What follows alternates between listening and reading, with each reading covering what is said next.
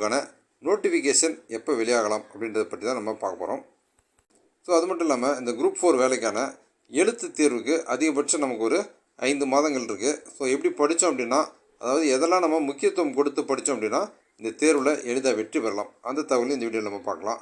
So full information தெரிஞ்சுக்க வீடியோவை skip பண்ணாமல் பாருங்கள். நம்ம சேனலில் வரக்கூடிய லேட்டஸ்ட்டு கவர்மெண்ட் ஜாப் பற்றின அப்டேட்லாம் நீங்கள் தொடர்ந்து தெரிஞ்சுக்கிறதுக்கு நம்ம சேனலை சப்ஸ்கிரைப் பண்ணிக்கோங்க. இந்த வீடியோவை உங்கள் நண்பர்களுக்கும் ஷேர் பண்ணுங்கள், அவர்களுக்கும் இது பயனுள்ளதாக இருக்கும். ஸோ ஓகே, டிஎன்பிஎஸ்சி குரூப் 4 அந்த எக்ஸாம் பேட்டர்ன் வந்து நிறைய பேருக்கு தெரிஞ்சிருக்கும்.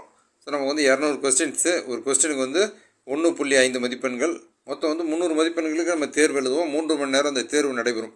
ஸோ இதில் வந்து நம்ம அதிகபட்சமாக அந்த கம்யூனிட்டி வைஸ் யார் நிறைய மதிப்பெண்கள் எடுக்கிறாங்களோ அவங்களுக்கு வந்து அந்த பணி வாய்ப்பானது வழங்கப்படும். ஸோ இதான் வந்து அந்த எக்ஸாம் பேட்டர்ன்.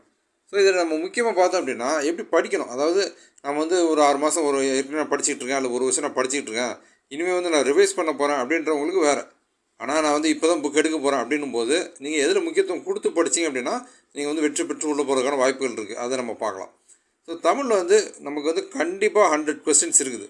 அதாவது 200 கேள்வியில் 50% வந்து தமிழில் இருந்து மட்டுமே நமக்கு வந்து கேட்க போகிறாங்க. ஸோ நமக்கு வந்து தமிழ் தாய்மொழி. ஸோ அதனால் வந்து தமிழ் வந்து நல்லா தரவாக எல்லாருக்குமே மேக்ஸிமம் தமிழ் வழியில் படிச்சிருந்தீங்க அப்படின்னா தமிழ் ரொம்ப ஈஸியாகவே இருக்கும். ஸோ அப்படின்றப்போ நீங்கள் வந்து தமிழுக்கு ரொம்ப முக்கியத்துவம் கொடுத்து படித்தே ஆகணும். ஃபஸ்ட்டு அந்த 100 கொஸ்டின்ஸில் வந்து ஒரு 80 கொஸ்டின் 90 கொஸ்டின் எடுக்கிற அளவுக்கு நீங்கள் இப்போ படிக்க ஆரம்பிச்சிங்கன்னா நிச்சயமாக எடுக்க முடியும். அது வந்து ஒரு கேரண்டியான விஷயம். ஸோ நீங்கள் வந்து தமிழ் ஓரளவுக்கு நான் தமிழில் எனக்கு டச் இருக்குது, நான் வந்து தமிழ் இலக்கியம்னா என்னென்னு தெரியும், அந்த இலக்கணம்னா என்னென்னு தெரியும், அதாவது அந்த இலக்கியங்கள்லாம் எந்தெந்த காலகட்டத்தை சேர்ந்தது, இதெல்லாம் வந்து எனக்கு ஆல்ரெடி மைண்டில் இருக்குது அப்படின்னீங்கன்னா நீங்கள் வந்து 100 கொஸ்டின்ஸில் வந்து 80லேருந்து 90 கொஸ்டின்ஸ் இப்போ படிக்க ஆரம்பிச்சிங்கனாலும் நிச்சயமாக எடுக்க முடியும். ஸோ நீங்கள் வந்து வெற்றி பெற்று உள்ளே போகிறவங்கள பார்த்தீங்க அப்படின்னா தமிழில் வந்து அதிகமாக வந்து மதிப்பெண்கள் நிச்சயமாக எடுத்தவங்க தான் உள்ளே போகிற வாய்ப்புகள் அதிகம். ஸோ அதனால் நீங்கள் வந்து தமிழ் முக்கியத்துவம் கொடுத்து முதல்ல படிக்க ஆரம்பிச்சிருங்க. ஸோ அந்த 100 கொஸ்டினில் வந்து 90 கொஸ்டின் வந்து அடிக்கிற மாதிரி 90 கொஸ்டின் 100% கேரண்டியாக மார்க் எடுக்கிற மாதிரி நீங்கள் தயார் பண்ண ஆரம்பிங்க. ஸோ ரெண்டாவது வந்து மென்டல் எபிலிட்டி, அதாவது மேக்ஸில் பார்த்திங்க அப்படின்னா நமக்கு வந்து அல்ஜிப்ரா வரும், இந்த கூட்டுத்தொடர், பெருக்கு தொடர், ஸோ அதே மாதிரி வந்துட்டு இந்த டைமு, ஒர்க்கு, இந்த மாதிரியான விஷயங்கள் வந்து பர்சன்டேஜ், இதெல்லாம் வந்து திரும்ப திரும்ப கேட்கக்கூடிய விஷயம். ஸோ என்ன சாப்டர் அப்படின்றது ஒரு பக்கம். ஆனால் நமக்கு வந்து 25 கொஸ்டின்ஸ் வந்து மென்டல் எபிலிட்டியில் 100% ஷூராக வரும். ஸோ வந்து அதில் மாற்று கருத்தே கிடையாது. ஸோ 20 கொஸ்டின் தான் வரும், 15 கொஸ்டின் தான் வரும் அப்படின்லாம் நம்ம சொல்ல முடியாது. 25 கேள்வி வந்து கேரண்டியாக வரும். ஸோ அப்படின்னும் போது தமிழுக்கு அடுத்து நீங்கள் வந்து மேக்ஸுக்கு வந்து இம்பார்ட்டன்ஸ் கொடுத்து படிங்க. மேக்ஸை வந்து நீங்கள் அதில் என்னென்ன சாப்டர் வந்து ப்ரீவியஸ் இயர் கொஸ்டின் பேப்பரை பாருங்கள், அதில் எதெல்லாம் மீண்டும் மீண்டும் கேட்கப்படுது அப்படின்றத பார்த்தீங்க அப்படின்னா இப்போ நான் சொன்ன டாபிக் எல்லாமே வந்திருக்கும்.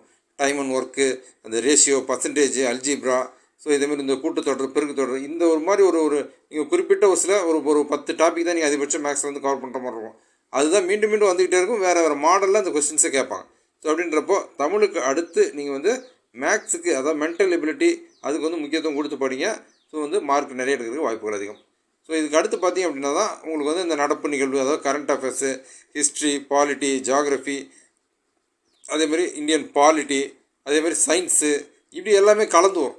இப்போ இதிலெல்லாம் எத்தனை கொஸ்டின்ஸ் நமக்கு கேரண்டியாக வரும் அப்படின்னா இதில் எந்த விதமான கேரண்டியும் கிடையாது, மாறி மாறி வரலாம். உதாரணமாக பாலிட்டியில் வந்து நமக்கு ஒரு 5 கொஸ்டின்ஸ் கேட்பாங்க, அல்லது இந்த வருடம் வந்து போன வருடம் 5 கேட்டிருக்கலாம், இந்த வருடம் 3 கேள்வி வரலாம், அல்லது 7 கேள்வியும் வரலாம். ஸோ அப்படி தான் வரும் உங்களுக்கு. எதுவுமே வந்து கேரண்டியாக வந்து பாலிட்டினா அதில் 10 கொஸ்டின்ஸ் வந்துடும், அல்லது சயின்ஸ்னால் 10 கொஸ்டின்ஸ் வந்துடும் அப்படின்னு நம்ம கேரண்டியாக சொல்ல முடியாது.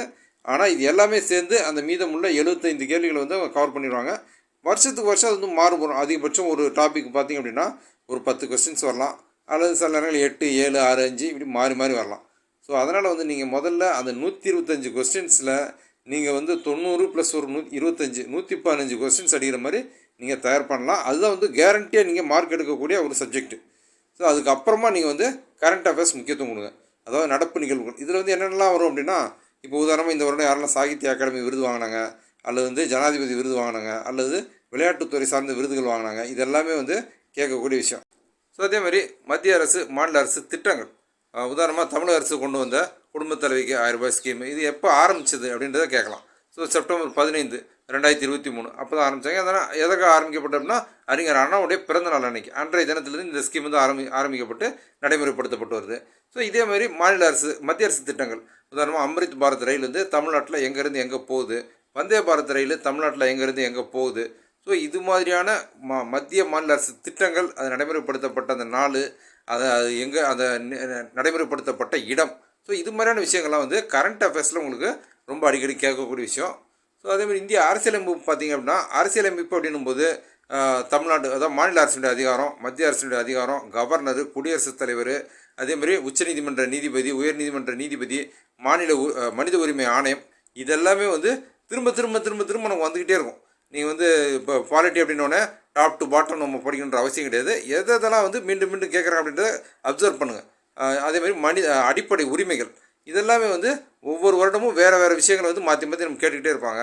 ஸோ இதெல்லாம் அடிப்படையாக வச்சு நீங்கள் இந்திய அரசியலமைப்பு வந்து படிச்சுக்கலாம். அதேமாதிரி இந்திய பொருளாதாரம், புவியியல், ஸோ அதேமாதிரி யூனிட் 8ன்னு சொல்லுவாங்க, அது வளர்ச்சி சார்ந்த அரசியல் தமிழ்நாட்டினுடைய. ஸோ அதேமாதிரி அறிவியல். ஸோ இது மாதிரி நீங்கள் வந்து ஒரு பேட்டர்ன் ஒன்று ரெடி பண்ணிக்கோங்க.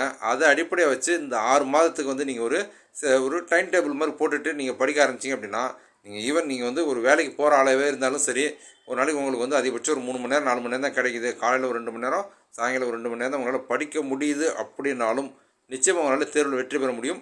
எனக்கு தெரிந்த நிறைய பேர் வந்து பார்ட் டைமாக படித்து பாஸ் பண்ணி இன்றைக்கி வந்து அரசியலில் இருக்கவங்களும் எனக்கு நல்லாவே தெரியும். அதாவது ஆசிரியர் பணியில் இருந்துக்கிட்டே ஒரு ப்ரைவேட் ஸ்கூலில் அரசு பணியில் இருந்துக்கிட்டு ஆசிரியர் பணியில் இருந்துக்கிட்டு பகல் பூரா அவங்க வந்து ஆசிரியர் பணியில் இருந்துட்டு அதுக்கப்புறம் வந்து அவங்க சப்ஜெக்டையும் படித்து அவங்க வந்து பாஸ் பண்ணி அரசு வேலையெல்லாம் இருக்கிறாங்க. ஸோ நீங்கள் வந்து வேலைக்கு போகிறது வந்து ஒரு தடை கிடையாது. நீங்கள் எந்த அளவுக்கு முயற்சி எடுக்கிறீங்களோ அந்த அளவுக்கு வெற்றி உங்களுக்கு வசப்படும்.